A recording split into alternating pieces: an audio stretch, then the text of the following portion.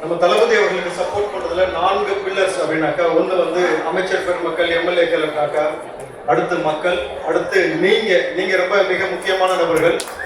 உங்களுடைய ஒத்துழைப்புன்றது மிக மிக அவசியமானதா இருக்கு. ஏன்னா இந்த கொத்து புரோட்டா போடுற வேலையை நாங்க பார்த்துட்டோம். ஆனா அதுக்கு பக்கபலமா நீங்க தான் இருக்கிறீங்க. 4வது நம்ம நானும் தம்பி இருக்கிறாரு, அனஞ்சித், இது போன்ற பேச்சாளர்கள் அத்தனை பேர் நாங்க இருக்கிறோம். ஸோ நம்ம 4 பில்லர்ஸ் நம்ம இருக்கிற வரைக்கும் தளபதியோட கெண்டக்காலு அதை கூட அவனால ஒண்ணுமே செய்ய முடியாது. அவன் பாட்டு குழம்பிட்டே இருக்க வேண்டியதான். நீங்க நைனா நாகேந்திரன் ஆரம்பிச்சு கிட்டத்தட்ட சிவாஜி கிருஷ்ணமூர்த்தில இருந்து அத்தனை நபர்களும் பாத்தீங்கன்னாக்கா தளபதியை பற்றி பேசி பேசி சாகுறாங்கனாக்கா காரணம், வரலாற்றுல அவங்களால வந்து ஒண்ணுமே 70 வருஷம் 30 வருஷம் 40 வருஷம் சொல்லக்கூடிய நபர்களால ஒண்ணுமே செய்ய முடியாத இயலாமை. அந்த இயலாமை எந்த அளவுக்கு இருக்குனாக்கா, பெரிய இயலாமை. இன்னைக்கு நிறைய அதுக்கு ஃபெசிலிட்டி சென்டர்லாம் நிறைய ஆரம்பிச்சிருக்காங்க. ரொம்ப இயலாமையா இருக்கிறவங்க நீங்க அங்க போய்க்கலாம். அதை தவிர்த்து விட்டு தளபதியை பற்றி அவதூறு பேசலாம், தளபதியை பற்றி என்ன வேணாலும் பேசலாம் அப்படின்ற ஒரு நினைப்பு இருந்துச்சுனாக்கா, அந்த நினைப்பை வந்து குழி தோண்டி மண்ணோடு புதைக்கிற வேலையை வந்து நீங்க மெயினா செஞ்சுக்கிட்டு இருக்கிறதுனால உங்களுக்கு பெரிய ஒரு நன்றி. ரொம்ப சிம்பிளா ஒரு விஷயம் சொல்றேன், யாரை பார்த்தும் எதை பார்த்தும் பயப்பட வேண்டிய அவசியம் நீங்க இல்லை. தைரியமா செய்ய. நிச்சயமா சொல்றேன், நம்ம கட்சி உங்களுக்கு எப்பயுமே பக்கபலமா நிற்கும். அமைச்சர் பெருமக்கள் தளபதி வரைக்கும் ரொம்ப ஸ்ட்ராங்கா உங்களுக்கு சப்போர்ட் பண்ணுவாங்க. அவதூறு மட்டும் ஆதாரம் இல்லாமல் யாரும் பேசிட வேண்டாம். நம்ம ஆதாரத்தோட பேசுவோம். ஆதாரத்தோட பேசும் பொழுது அது உதயநிதியா இருந்தாலும் ஒண்ணும் பண்ண முடியாது. அதனாலதான் உதயநிதி அவர்களை என்ன கேஸ் வாங்கியிருக்காரு? இப்ப பொம்பளை கேஸா? சரி, ரைட். இப்போ உதயநிதி அவர்கள் நம்ம மாமன்னன் சொல்லிட்டு எவ்வளவு தைரியம் தான் மறுபடியும் நம்ம தான் ஜெயிப்போம்ட்டு எழுதாத ஒரு பேனாவை செஞ்சு வச்சுட்டு ஊருக்குள்ள தைரியமா வள வந்தாங்க. ஆனா இன்னைக்கு சும்மா வாராஜா எப்ப பாரு மன்னன் சொல்லிட்டு இருக்கியே, வீதி உள்ள போகலான்னு சொல்லி வேன்ல ஏற்றி உட்கார வச்சு, ஏசி இல்லாத கார்ல உட்கார வச்சு சும்மா 400 கிலோமீட்டர் அந்த பக்கம் இந்த பக்கம் கூப்பிட்டு போயிட்டு இடையில அவருக்கு வந்து எந்த அளவுக்கு அவர் சிக்கல் மன உளைச்சல சந்திச்சாருனாக்கா, இதற்கு மேல் தெரியாம கூட நம்ம தளபதி விஜய் அவர்களே பேசிட வேணாம்னு யோசிச்சிருக்காரு. ஏன்னா நம்ம தாத்தாவுடைய வரலாறு ஐயோ சொல்றாங்கன்னு கத்துனாங்க. ஆனா இப்ப நம்மளுடைய வரலாறு என்னன்னு பாருங்க. அன்றைக்கு அவரை கைது செய்தது அம்மா, இன்னைக்கு அவரை கைது செய்தது அண்ணன். கைது செய்யணும்னு கூட நினைக்கவே இல்லை. யதார்த்தமான உண்மையை சொல்லணும்னாக்கா சும்மா விசாரணை கூப்பிட்டு போனோம், அவ்வளவுதான். இன்னைக்கு உதயநிதி அவர்கள் சட்டமன்றத்துக்குள்ள உட்கார்ந்து இருக்குன்னா அது எங்க அண்ணன் போட்ட பிச்சை. அவர் பார்த்து மனசு வச்சு உன்னை விட்டதாலதான் நீங்க சட்டமன்றத்துக்குள்ள உட்கார்ந்துருக்கீங்களே தவிர நீங்க உண்மையாலுமே பெரிய ராஜராஜ சோழன், ராஜேந்திர சோழன் இந்த சீனே கிடையாது. ஒரு விஷயம் யூடியூபர்ஸ், வாரியர்ஸ் எல்லா நபருக்கும் சொல்றது ஒண்ணுதான், தைரியமா செய்ய. ரொம்ப தைரியமா ரொம்ப கான்பிடண்டா நீங்க செய்யற வேலையை வித் எவிடன்ஸோட செய்ய. எவிடன்ஸ் இல்லாம செஞ்சா மட்டும்தான் நம்ம வந்து எவிடன்ஸ் இல்லாம செய்யறவே ஊபிஸ். நம்மளாம் எவிடன்ஸோட செய்யக்கூடிய நம்ம செய்யக்கூடிய செய்கை எந்த மாதிரி இருக்குனாக்கா, இனி ஒரு முறை அடுத்த ஒரு 5 வருடத்திற்கு அண்ணன் வந்து முதலமைச்சராக இருப்பாரு. அதற்கு பிறகு அண்ணன் வந்து PM candidate. So prime minister நம்ம அதை நோக்கி தான் நம்மளுடைய செயல்பாடு இருக்கணுமே தவிர நம்ம அதே மாதிரி உங்களுக்கு ஒரு வரம்பு வச்சுக்கோங்க. சில நபர்கள் வந்து பிஸ்கெட்டுக்காக குலைக்கக்கூடிய நபர்கள் எல்லாம் நீங்க புறம் தள்ளுங்க. ஏன்னா அவன் பேசுறதுக்கு நம்ம பதில் கொடுக்கறதுனால அவனுக்கு அட்டென்ஷன் ஏற்படுது. நீங்க அந்த மாதிரி நபர்களை வந்து பெருசா கன்சிடரே பண்ண வேண்டாம். அவன் கடைசி வரைக்கும் குறைச்சிட்டு அவனே கொஞ்சம் கழிச்சு ரெஸ்ட் எடுப்பான். நீங்க போக்கஸ்டா வேலை செய்யுங்க. நம்ம தளபதி செஞ்சிருக்கக்கூடிய திட்டங்களா இருக்கட்டும். இன்னைக்கு ஒரு விஷயம் ரொம்ப நல்லா தெளிவா புரியுது.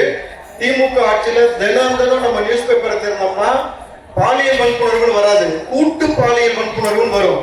அந்த கூட்டு பாலியல் வன்புணர்வு விஷயம் இன்னைக்கு முடிச்சிருக்கு. வருக என்ன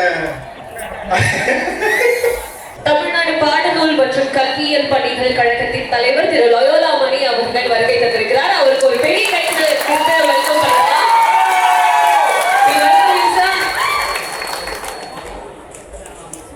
அன்பு தம்பி லயோலா மணி அவர்கள் வந்து உங்களுக்கு தெரியும், அவருடைய ஸ்டைல்லாம் இப்ப எவ்வளவு பேர் மிஸ் பண்றீங்க சொல்லுங்க. அவரை இப்ப அவரால் முன்ன மாதிரி வந்து ஊடகத்தில் இறங்கி அவரால் பேச முடியல. அதனால வந்து நீங்க நிச்சயமா அவரை மிஸ் பண்ணுவீங்க. பிரதர் மணி பிரதர், அங்க மிஸ் பண்ண விஷயத்தெல்லாம் சேர்த்து நீங்க இங்க பேசணும். நானும் உங்களுடைய ஃபேனா வந்து ஒரு ரெக்வஸ்ட் வச்சுக்கிறேன். ஸோ நீங்க தைரியமா எவிடன்ஸோட நீங்க கான்சன்ட்ரேட் பண்ணுங்க. தளபதி ஆட்சி வருவதற்கு முன்னாடி நம்ம எல்லா செய்திகளையும் பார்ப்போம், தினம் தினம் பார்ப்போம். கூட்டு பாலியல் வன்கொடுமை நடந்து கொண்டே இருந்தது அப்படின்ட்டு. அந்த ஒரு சினாரியோ இப்ப கிடையாது. லஞ்சம் வாங்குறது கேட்டு கேட்டு வாங்கினா இன்னைக்கு வந்து பயப்படுறாங்க. ஸோ ஒரு ட்ரமாட்டிக்கான ஒரு சேஞ்சை நோக்கி நம்ம போயிட்டு போகும்போது நீங்க அதை மட்டுமே கான்சென்ட்ரேட் பண்ணுங்க. இடையில இந்த அல்லு சில்லு, இந்த ஊபிஸ், அப்புறம் பிஸ்கெட் கத்தக்கூடிய எந்த நபர்களையும் நீங்க பொருட்படுத்தவே வேண்டாம். அப்புறம் இன்னொரு வேண்டுகோள், இன்னைக்கு அந்த கொத்தூசை வந்து நான் கதற வீடியோ நீங்க பார்த்துருப்பீங்க. அந்த வீடியோவை நீங்க இந்த டிபேட் சேனல்ல போட்டுட்டாங்க. அதை போய் நீங்க பாருங்க. பாத்தீங்கன்னாக்கா நிறைய சம்பவம் இருக்கு. நீங்க பார்த்ததுல சும்மா ஒரு பர்சன்டேஜ் கூட கிடையாது. அவ்வளவு பெரிய அவ்வளவு கதற விட்டுருக்கோம். என்ன போலவே நீங்களும் வலைதளத்துல நம்மளை எதிர்த்து கருத்தியல் ரீதியாக மோதக்கூடிய நபர்கள்ட்ட மோதுங்க. கண்ணப்பனான் பைத்தியக்கிற மாதிரி பேசக்கூடிய நபர்களை புறம் தள்ளுங்க. நிச்சயமா யாரு தம்பி அந்த நபர் வந்து சீரியஸாவே ஒரு மனநோயாளி. மனநோயாளிய நீங்க பெருசா எடுத்துக்க வேணாம். அவர் வீட்டுக்குள்ள செய்யறதெல்லாம் ஸ்கிரீன்ல செஞ்சுட்டு உட்காந்துருக்காப்ல. தயவு செஞ்சு அந்த மனநோயாளியை நீங்க பெருசா கன்சிடர் பண்ண வேண்டாம். நல்லா யோசிச்சுக்கோங்க. அறிவார்ந்த சமூகம் நம்ம சமூகம் 15 வருஷமா அவங்க நம்ம புறம் தள்ளி வச்சிருக்கிறோம். இந்த ஒரு ஆள் வீடியோல போடுறத பத்தி நம்ம பேச வேண்டாம். பெருசா நம்ம அவங்களை கன்சிடர் பண்ண வேண்டாம்.